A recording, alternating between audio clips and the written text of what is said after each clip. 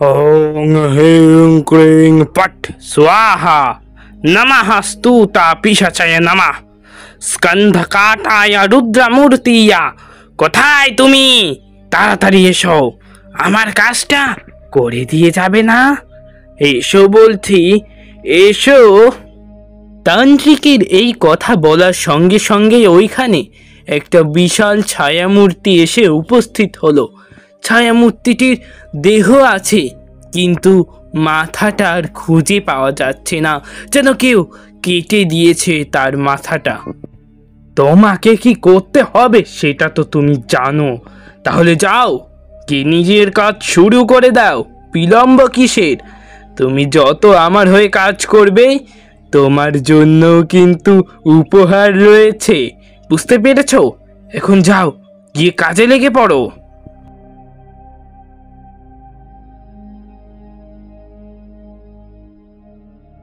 রবিন এই গ্রামেই থাকতো। রবিন একজন সাধারণ চাষি ছাড়া আর অন্য কিছু নয়। চাষাবাস করে নিজের একলার পেট চালায় সে।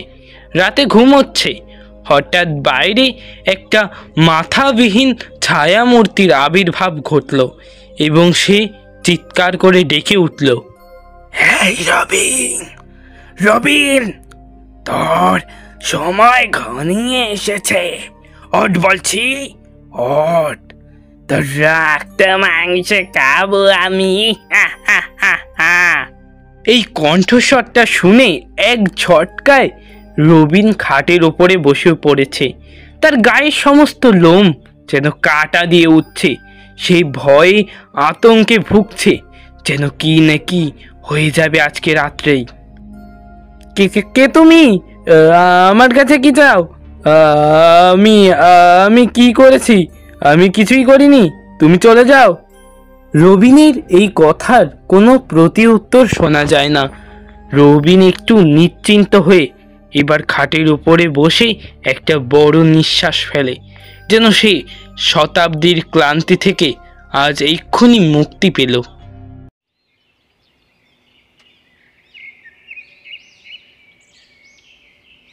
পরের দিন সকাল হতে না হতেই রবিন হাঁটতে হাঁটতে পৌঁছাতে শুরু করলো গ্রামের বটতলাটার নিচে। সেইখানে আড্ডা বসে। গ্রামের মোড়ল মশাই সহ আরও 4-5 জন লোক মিলে এখানে আসে। তবে সেদিন নিধু, মোড়ল মশাই আর একমাত্র রবিন ছাড়া আর কেউ আসেনি। নিস্তব্ধতা ভেঙে রবিন বলে, মোড়ল মশাই, জানেন গতকাল কি হয়েছিল? গতকাল রাতে ওই স্কন্ধকাটা আমাকে ডাকছিল। আমি সাহস নিয়ে তাকে ফিরে যেতে বলায় সে আর ফিরে আসেনি। কালকে খুব বাঁচান বেঁচে গিয়েছি মোড়ল মশাই, কি কাণ্ড বলুন তো। আরে রবিন্দা, তোমাকে আর কি বলবো, আমাদেরও একই অবস্থা। গ্রামের কোথাও যাওয়ার কোনো জো নেই এই স্কন্ধ কাটার ভয়ে। এই স্কন্ধ কাটা আমাদের জীবনটাকে একেবারে দুর্বিষহ করে তুলেছে। তা বলি মোড়ল মশাই, আপনি কি এ বিষয়ে কিছু সাহায্য করতে পারবেন আমাদের? তাহলে আমরা অনেকটা উপকৃত হব। আমি কিভাবে তোমাদের সাহায্য করব? আমি নিজেই তো ভয়ে ভুগছি। কোনদিন আমাকে ওই স্কন্ধকাটা মেরে ফেলে তার ঠিক নেই। আমি তোমাদের কিভাবে সাহায্য করব বলো তো? আমি কি ভুল বললাম? আসলে কি বলুন তো, গ্রামের সবাই তো অতিষ্ঠ হয়ে গিয়েছে, তাই ভাবলাম যদি আপনি কিছু করতে পারেন। ভাবলেই তো সমস্ত কিছু হয়ে যায় না। স্কন্ধকাটার আতঙ্কে আমরা আতঙ্কিত হয়ে রয়েছি। আমি এখন এখান থেকে যাচ্ছি, তোমরা বসে যা ভালো বুঝো তাই করো। আমার অনেক কাজ রয়েছে ওদিকে, বুঝলে? এই বলে সেইখান থেকে মোড়ল মশাই হনহনিয়ে চলে গেলেন। মোড়ল মশাইয়ের চোখে এক ভয়ার্ত আতঙ্ক ফুটে উঠেছে, যেন সে খুবই ভয় পেয়ে ভীত হয়ে এখান থেকে চলে গেল। বলছি কি নিধু, তুমি কি একটা বিষয় খেয়াল করেছো? মোড়ল মশাই স্কন্ধ কাটার প্রসঙ্গ উঠলেই যেন পালিয়ে পালিয়ে যায়। এমনটা কেন করে বলো তো? আমার মাথায় তো কিচ্ছুই ঢুকছে না। ইনি সর্বদা এমনটাই করেন। এমনটা যে আমি খেয়াল করিনি সেটা নয়, কারণ এর আগে আমি মোড়ল মশাইয়ের কাছে এই একই কথাই বলেছিলাম। হ্যাঁ, আর উনি প্রত্যেকবার এই স্কন্ধ কাটার প্রসঙ্গ উঠলেই যেন পালিয়ে পালিয়ে যান, এই বিষয়টাকে পাত্তা দেন না। একটা অভিশাপ বা অতৃপ্ত আত্মার খেলা বলে চালিয়ে দেন। কিন্তু অতৃপ্ত আত্মা কেনই বা সাধারণ মানুষের ক্ষতি করবে কোনো অভিসন্ধি ছাড়া? এটা কি হয়? আমারও তো একই প্রশ্ন রবিনদা, কিন্তু কি করব, মোড়ল মশাই তো অনেক ভালো মানুষ। যাই হোক, অনেকটা দেরি হলো, যে চলো বাজারে যাই, বউ না হলে একেবারে হামাল দিস্তায় সেচে দেবে গো।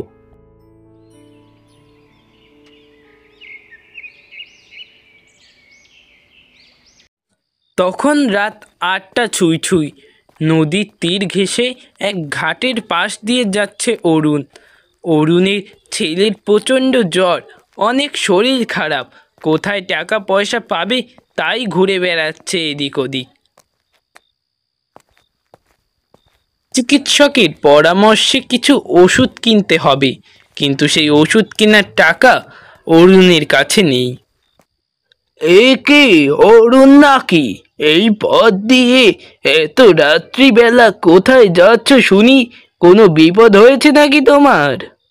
আগে মোড়ল মশাই, আসলে আমার ছেলেটার যে বড্ড শরীর খারাপ। আমার ছেলেটা বিছানায় শুয়ে রয়েছে, মৃত্যুর সঙ্গে পাঞ্জা লড়ছে। ডাক্তারবাবু কিছু ওষুধ আনতে বলেছেন, কিন্তু সেই টাকা আমার কাছে না থাকায় আর কিচ্ছু করতে পারছি না আমি। কি বড় একটা টানাপড়েনের মধ্যে পড়লাম। সে কে রে অরুণ, তোর ছেলে অসুস্থ? তুই এটা আগে বলবি তো আমাকে, আমি থাকতে তোর এত চিন্তা কেন? এই নে, কিছু টাকা দিচ্ছি, এই টাকা দিয়ে তোর ছেলের জন্য তুই ওষুধ কিনিস।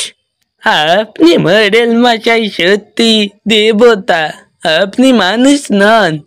গ্রামের মানুষের বিপদে আপনি যেরকম ভাবে ঝাঁপিয়ে পড়েন, এতে আপনাকে দেবতা বলাই উচিত। আপনি আমার অনেক বড় উপকার করলেন মোড়ল মশাই।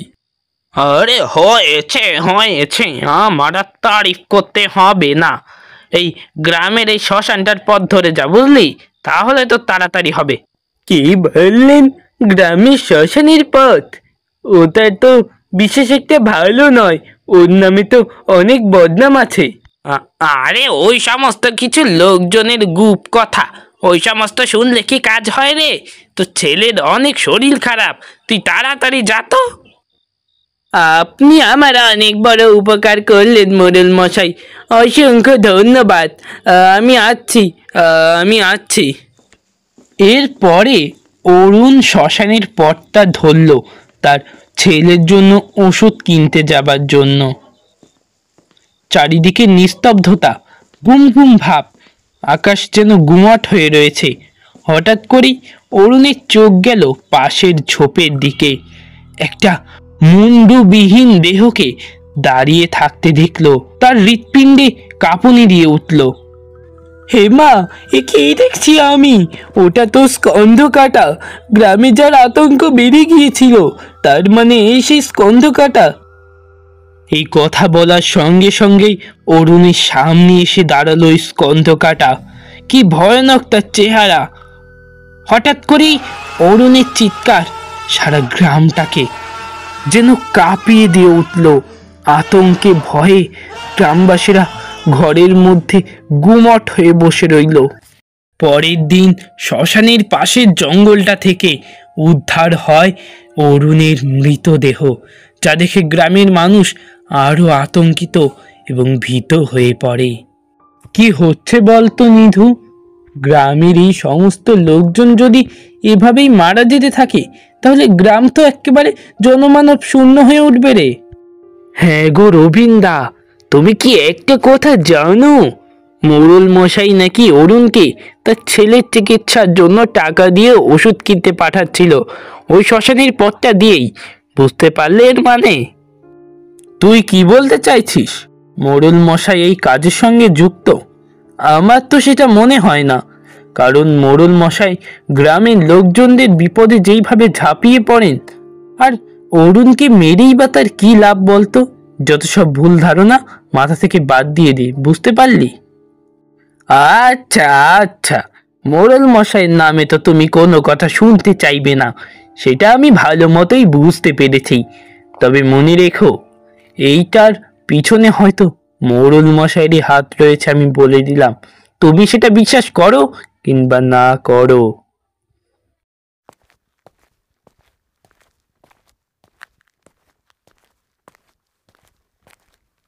রবিন, রবিন বাড়িতে আছিস? তাড়াতাড়ি বেরিয়ে আয়, আমার কিছু কথা রয়েছে তোর সঙ্গে, খুবই জরুরি কথা। মোড়ল মশাইয়ের আওয়াজ শুনে ঘর থেকে তাড়াতাড়ি করে বেরিয়ে এলো রবিন। এসে বলল, আগে কি হয়েছে মোড়ল মশাই? কি গুরুত্বপূর্ণ কথা বলবেন আপনি? তাড়াতাড়ি বলুন, কোনো বিপদ হয়েছে নাকি? গ্রামের ওই স্কন্ধ কাটাটার বিষয়ে আমি কিছু জানতে পেরেছি রে রবিন। শোন তাহলে, গ্রামের ওই শ্মশানে একজন কাপালিক থাকে, সেই স্কন্ধ কাটাকে ব্যবহার করে গ্রামের লোকজনদের বলি দিচ্ছে। বুঝতে পারলি? তুই আমার সঙ্গে চল, আমরা দুজন মিলে ওই তান্ত্রিককে হাতে নাতে ধরবো আর গ্রাম থেকে বের করে দেব।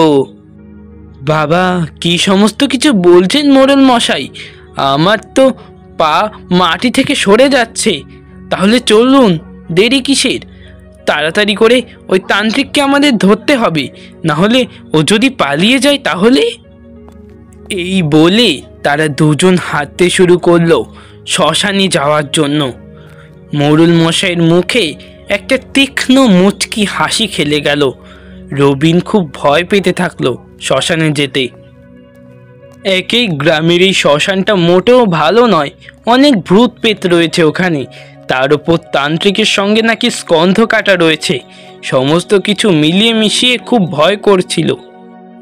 এরপর গ্রামের মোড়ল মশাই আর রবিন এসে উপস্থিত হলো সেই শ্মশানে।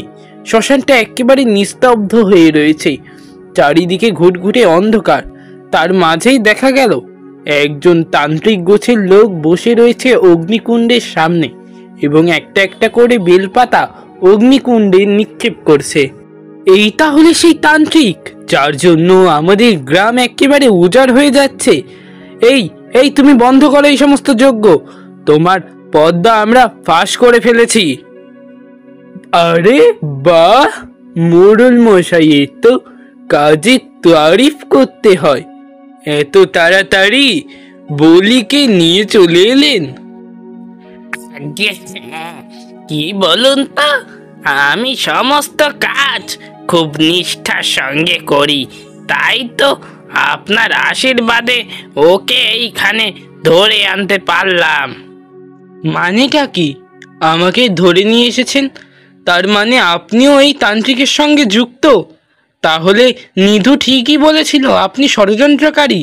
হ্যাঁ, আমি ষড়যন্ত্রকারী। নিধুর মাথায় অনেক বুদ্ধি আছে, সেই কারণে ও বুঝতে পেরে গেছে যে আমি ষড়যন্ত্রকারী। আমি গ্রামবাসীদের হত্যা করে চলেছি। আসলে এতে আমারও কিছু লাভ আছে।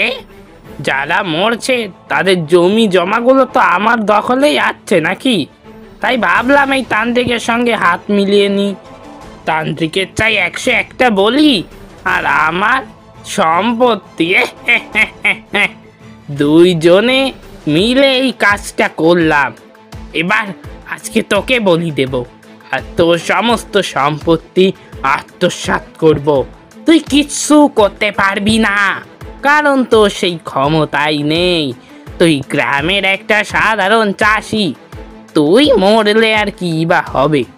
আগে আগে কত মানুষকে মেরেছি, তাদেরও কোনো হিসাব নেই। শয়তান একটা, চুপ করুন। আপনার মুখ থেকে আর আমি একটা কথাও শুনতে চাই না। আপনি কি ভেবেছেন আমি ভয় পাই আপনাদের? আমি ভয় পাই না আপনাদের, বুঝলেন? এত অশান্তি আমার ভালো লাগছে না। এক্ষুনি ওকে মেরে ফেলতে হবে, বলি দিতে হবে শয়তানের দেবতা। আমি আপনার এই সমস্ত ফাঁকা আওয়াজে ভয় পাই না।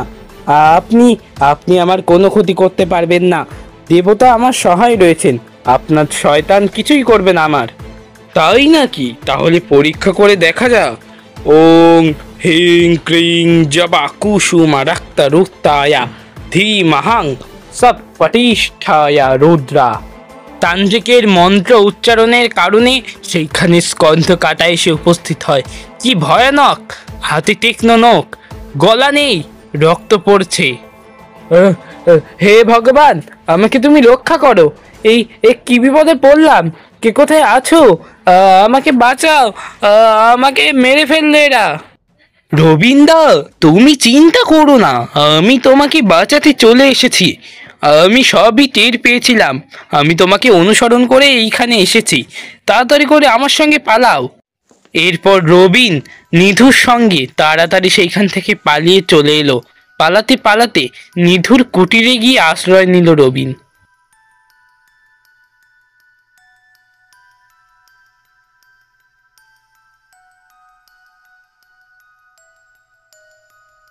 শোনো গো রবিন্দা, ওই সমস্ত তন্ত্রবিদ্যায় আমারও একটু জ্ঞান ছিল। আমি জানি, যেহেতু তোমার নাম ওখানে দেওয়া হয়েছে বলির ক্ষেত্রে, সেহেতু ওই স্কন্ধ কাটা তোমার সঙ্গে সঙ্গে আমাকেও মেরে ফেলবে। ও আমাদের পিছু ছাড়বে না, তাই আমাদের কিছু একটা করতেই হবে। সেই সব তো বুঝলাম, কিন্তু আমরা যে সাধারণ মানুষ, আমরা কি করব? ওই প্রেত শক্তি তান্ত্রিকের সঙ্গে কিভাবে লড়াই করব? রবিন্দা, তুমি কোনো চিন্তা করো না। আমার একজন জানাশোনার তান্ত্রিক রয়েছে, সে ওই তান্ত্রিককে অবশ্যই পরাস্ত করতে পারবে। তার নাম ভৈরবানন্দ। আমরা এক্ষুনি তার কাছে যাব, চলো। এরপর নিধু আর রবিন মিলে সেই তান্ত্রিক ভৈরবানন্দের বাড়িতে এসে সেই রাতেই উপস্থিত হলো। আপনি তো আমাদের সমস্ত কথা শুনলেন বাবা। এখন বলুন, আমরা কিভাবে এই বিপদ থেকে রক্ষা পাবো? আমাদের বিধান দিন। বিধানের কথা বলছো? বিধান আমি তোমাদের দিতে পারি, তবে একটা কথা কি জানো? যেহেতু স্কন্ধ কাটার নির্দেশ রয়েছে তোমাদের মারার, সেহেতু স্কন্ধ কাটা তোমাদের মারবেই। কিন্তু একটা কথা মনে রেখো, শুভ শক্তির সঙ্গে অশুভ শক্তি কখনো লড়াই করে পেরে ওঠে না। আমার কাছে একটা উপায় আছে, বলতে পারো এটাই তোমাদের বাঁচানোর একটা মাত্র কৌশল। সেটা আমি তোমাদের বলছি। আসলে কি জানো তো, ওই অপশক্তিকে হারাতে হলে অপশক্তির কার্যে বাধা প্রদান করতে হবে, আর ওই অপশক্তির হাতেই ওর উপাসকের মৃত্যু ঘটবে। এটাই হয়, এটাই শাস্ত্রের নিয়ম। তাহলে আমরা ওই অপশক্তি স্কন্ধ কাটাকে কিভাবে আটকাবো গুরুদেব? আমরা তো সাধারণ মানুষ, আমরা খুব আতঙ্কে রয়েছি। ওহ, তোমরা সাধারণ হতে পারো, কিন্তু আমি তো আর সাধারণ নই। আমি তোমাদের রক্ষা করব। তোমরা আজকে আমার গৃহে থেকে যাও, বুঝতে পারলে? ওই অপশক্তি দেখি কি করে।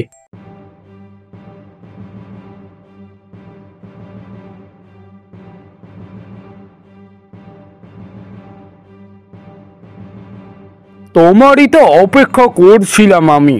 যাক, তুমি আমার অপেক্ষার অবসান ঘটিয়ে চলে এলে। তা বলি, তুমি এই গৃহের মধ্যে প্রবেশ করতে পারবে না, আমার তন্ত্র শক্তি তোমাকে বাধা দেবে। তার তন্ত্র শক্তির সামনে আমি আমি কি তুচ্ছ নাকি? আমার ক্ষমতাও খানিকটা কম নয়। তুই যা করবি কর, আমাকে তুই কোনোভাবেই আটকাতে পারবি না। তবে বেশ, আমি আমার তন্ত্রের দ্বারা তোকে এক্ষুনি এইখান থেকে বিলুপ্ত করে দেব। দেখ তাহলে। ওং হিং ক্রিং কালিকায় নমঃ রূপভদ্রায় ধীমহে শক্তি রুদ্রায় চম। কি মন্ত্র বলছিস? মন্ত্র বলা বন্ধ কর। আমার আমার দেহে অসহ্য যন্ত্রণা শুরু হচ্ছে, বন্ধ কর। আমি চলে যাচ্ছি, আমি চলে যাচ্ছি, চলে যাচ্ছি।